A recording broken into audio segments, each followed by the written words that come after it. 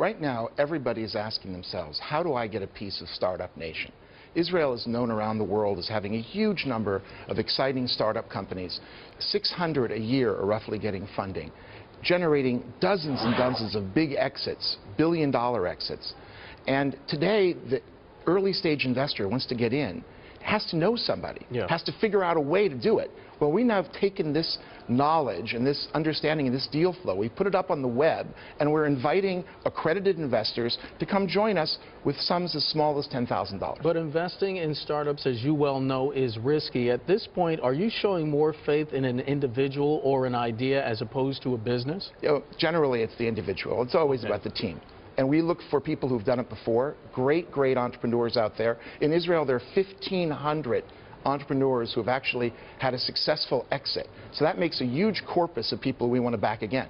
What's the biggest mistake that folks make when they want to get involved in a startup? Are they short-sighted? Do they not share the individual's long-term idea, long-term goal? Do they just want to hit a home run right now? Well, first of all, the average gestation to exit is about 8 years. Okay. Okay, you got to get real. I mean, most people, they read about Instagram and they have these dreams of peppermint candies and billion-dollar exits, and this is hard work. But there's a way to do it. And first of all, you got to build a portfolio. Don't take just one hit. Okay, you got to go and play 6, 8, 10 different investments. And what we allow on our crowd is the ability for you to choose your own portfolio. We do a lot of diligence. We're putting up 30, 40, 50 deals a year, almost a deal a week at the moment. And then you get to double check what we're doing. You get to say, hey, I like that one, but I really think they're off on that one. Let's talk geopolitics for a minute. We're seeing a lot of Chinese firms invest in Israel right now. Should the United States be concerned? No. First of all, the U.S.-Israel relationship is unbelievable. Today there are 300. Contrary to what the media says? Look, I look at the economics. I think that the ties that bond Israel and the United States are defense, common values, shared ideology, just so much on a human level. But on the business level, our trade has never been better. There are 300 tech multinationals headquartered in Israel, almost all of them in the U.S., whether it's Apple or Google or Microsoft or Cisco or Broadcom. They're just doing tremendous business in Israel. The fact that Chinese have now come a little bit late to the party, welcome. We say in our country, come on in. Will these types of partnerships lead the Chinese to making acquisitions in Israel and perhaps maybe setting up local satellites there? Well, they have. They've made a big acquisition, ChemChina did, of one of our fertilizer companies. And China now has opened up through Huawei a variety of R&D centers.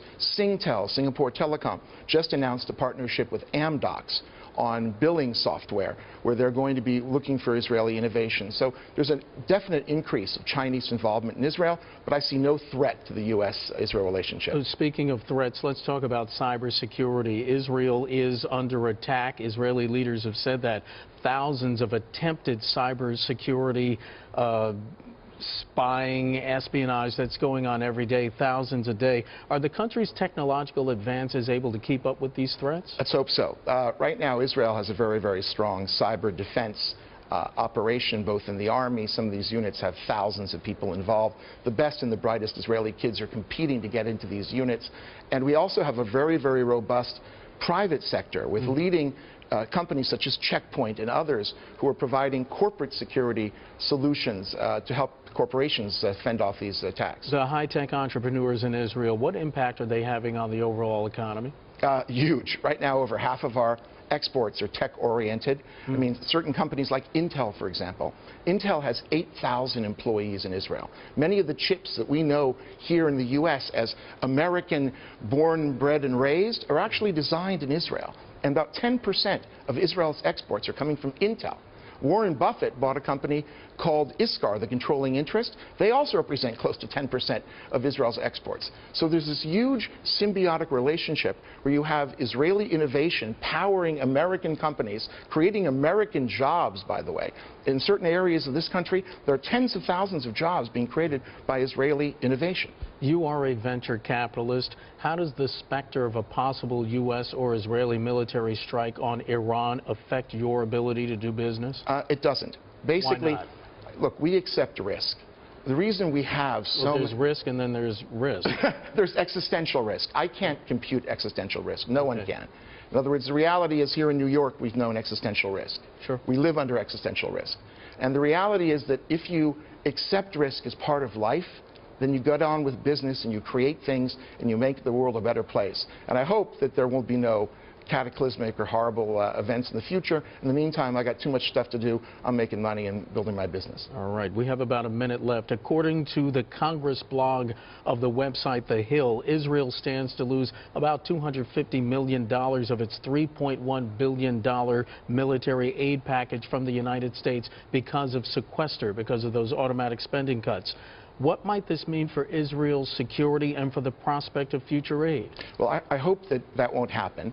But in the meantime, this aid, by the way, is all spent here in the U.S., essentially generating yet more U.S. jobs.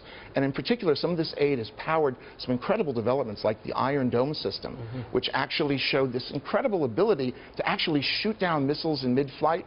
And I think that this aid, I hope, is not in jeopardy, but to the extent that it continues, by and large, it will be very, very good for both countries.